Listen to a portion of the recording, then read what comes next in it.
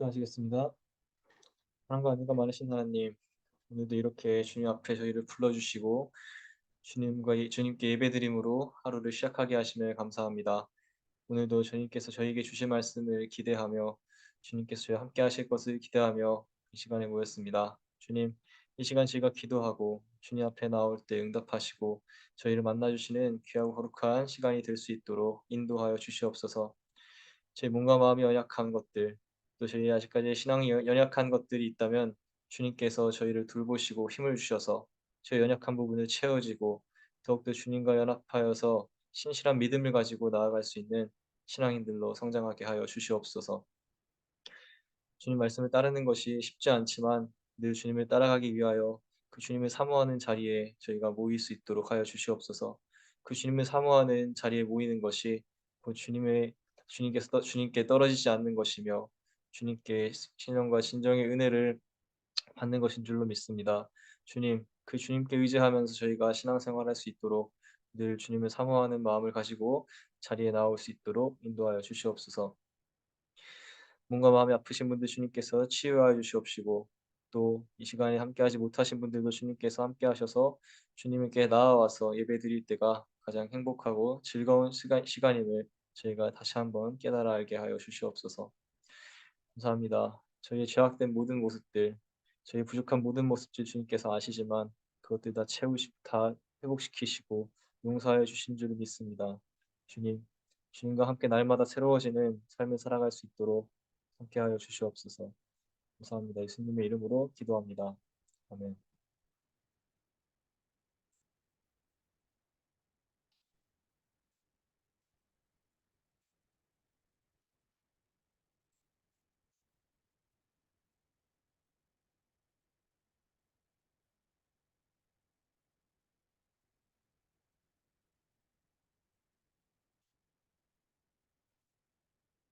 오늘 말씀은 마태복음 2장 1절부터 10절까지 말씀입니다. 제가 읽을 때 여러분들도 마음속으로 함께 읽어주시면 감사하겠습니다. 헤롯 왕 때에 예수께서 유대 베들레헴에서 나셨다. 그런데 동방으로부터 박사들이 예루살렘에 와서 말하였다. 유대인의 왕으로 나신 이가 어디에 계십니까? 우리가 동방에서 그의 별을 보고 그에게 경배하러 왔습니다. 헤롯 왕은 이 말을 듣고 당황하였고 온 예루살렘 사람들도 그와 함께 당황하였다. 왕은 백성의 대제사장들과 율법 교사들을 다 모아놓고서 그리스도가 어디에서 태어나실지를 그들에게 물어보았다. 그들이 왕에게 말하였다. 유대 베들레헴입니다. 예언지가 이렇게 기록하여 놓았습니다. 너 유대 땅에 있는 베들레헴아, 너는 유대 보을 가운데서 아주 작지가 않다. 너에게서 통치자가 나올 것이니 그가 내 백성 이스라엘을 다스릴 것이다. 그때 헤롯은 그 박사들을 가만히 불러서 별이 나타난 때를 캐어 묻고 그들을 베들레헴으로 보내며 말하였다. 가서 그 아기를 샅샅이 찾아보시오. 찾거든 나에게 알려주시오. 나도 가서 그에게 경배할 생각이오. 그들은 왕의 말을 듣고 떠났다. 그런데 동방에서 본 그 별이 그들 앞에 나타나서 그들을 인도해 가다가 아기가 있는 곳에 이르러서 그 위에 멈추었다. 그들은 그 별을 보고 무척이나 크게 기뻐하였다. 아멘.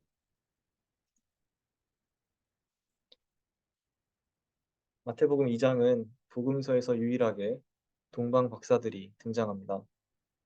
동방 박사들은 원어로 마고스라고 하는데 이 용어는 동방 페르시아의 가장 똑똑한 지혜자들을 의미하는 말입니다.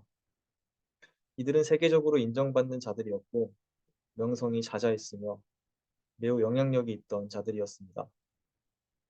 얼마나 대단한 사람들인지 이들이 예루살렘에 도착해서 그들이 유대인의 왕으로 나신 이가 어디 있냐고 물을 때 헤롯 왕과 온 이스라엘이 당황하며 떠들썩했습니다. 물론 그들이 당황한 주요 원인은 유대인의 왕이 태어났다는 소식 때문이지만 만일 그 소식을 가져온 사람들이 유명하지 않거나 인정받는 자들이 아니었다면 결코 헤롯 왕과 온 이스라엘 성이 시끄러울 리가 없었을 것입니다. 그들은 누가 봐도 뛰어난 지혜자들이었습니다. 그러한 이방의 박사들조차 예수님의 탄생을 알고 신기해하며 예루살렘을 찾아왔던 것입니다. 동방 박사들이 언급한 유대인의 왕이라는 단어는 그들이 유대인이 아닌 이방 사람들이라는 사실을 말해주는 또 다른 증거입니다. 유대 역사가 요세푸스는 바벨론 포로 사건 이후 세계 각처에 흩어진 유대인들이 구약의 선지자들이 예언한 메시아는 유대인의 왕으로 오실 것이라고 전파했기 때문에 이 소식을 들은 이방 나라 사람들이 메시아라는 말 대신에 유대인의 왕이라는 단어를 쓰기 시작했다고 기록하고 있습니다. 성경을 살펴보면 실제로 이 유대인의 왕이라는 표현은 동방 박사들과 빌라도, 로마 병사들과 같은 이방 사람들이 사용하고 있는 것을 알 수 있습니다. 반면 유대인들은 다윗의 자손, 메시아와 같은 단어로 그리스도를 표현합니다. 이렇듯 오늘 말씀은 예수 그리스도는 유대인들뿐만 아니라 온 인류를 위하여 이 땅에 오셨다는 사실을 알려줍니다. 그런데 오늘 말씀에서 특별히 살펴보고 싶은 것은 별입니다. 동방 박사들은 하늘에 특별하게 빛나는 별을 보고 예수님을 찾아왔습니다. 그 별은 멀리 떨어진 동방에서 온 박사들에게 예수님의 탄생을 알리는 특별한 표식이었습니다. 9절 말씀을 보니 그 별은 다시 동방 박사들에게 나타나 예수님이 있는 위치까지 그들을 인도했다고 기록합니다. 이처럼 그리스도가 세상에 오셨음을 알리는 이 별은 우리에게 중요한 가르침을 전해줍니다. 첫째로, 이 별은 모든 사람에게 주는 초대입니다. 별은 유대인뿐만 아니라 이방인인 박사들에게까지 빛을 비추었습니다. 실제로 예수님은 모든 사람을 사랑하시고 그의 구원은 모든 이에게 열려 있다는 것을 알려주셨습니다. 또한 디모데전서 2장 4절에서 디모데는 하나님께서는 모든 사람이 다 구원을 얻고 진리를 얻게 되기를 원하십니다. 라고 말합니다. 하나님은 모든 사람이 구원받기를 원하십니다. 어떤 계층은 구원을 받고 어떤 종족은 구원을 받지 못하게 처음부터 정해진 것이 아닙니다. 예수님께서 십자가에 달려 돌아가신 것은 모든 사람을 위해서입니다. 모든 시대, 모든 사람들을 위해 예수님은 십자가를 지셨던 것입니다. 이처럼 동방 박사에게 비추었던 별빛에 대해 생각할 때 우리는 복음의 기쁜 소식은 유대인들만을 향하는 것이 아니었으며 우리 모두에게 향하고 있다는 것을 알 수 있습니다.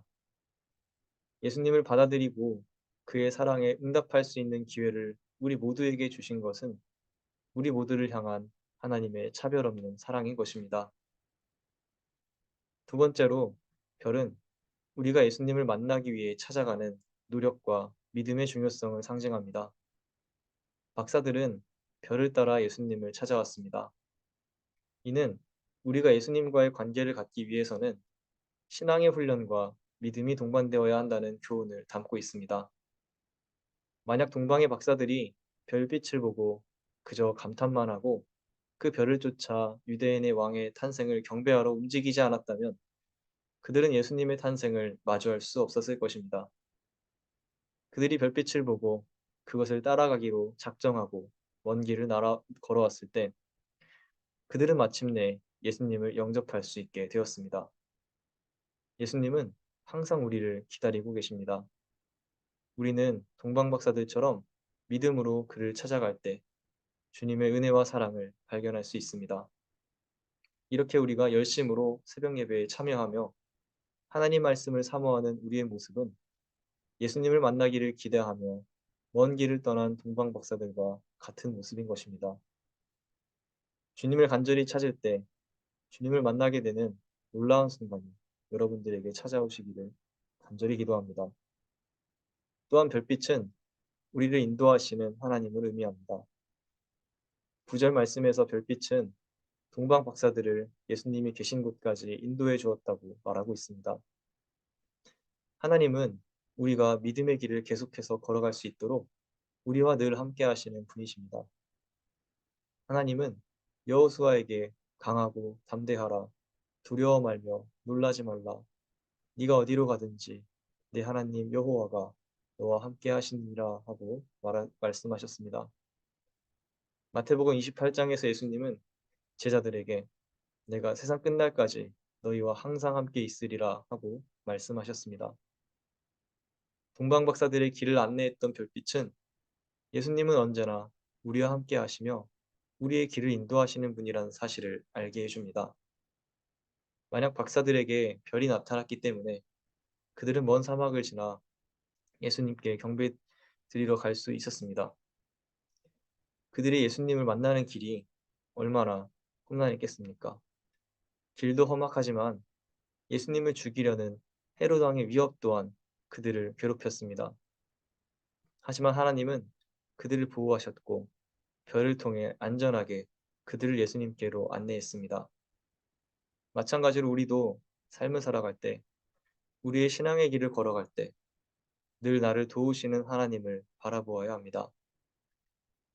하나님은 우리가 온전한 믿음을 가지고 살아갈 수 있도록 지키시고 도우실 것입니다. 나의 힘과 도움이 되시는 예수님만을 따라가는 저와 여러분이 되시기를 소망합니다. 마지막으로 별은 우리에게 참 기쁨이 되는 분이 바로 예수 그리스도라는 사실을 전해줍니다.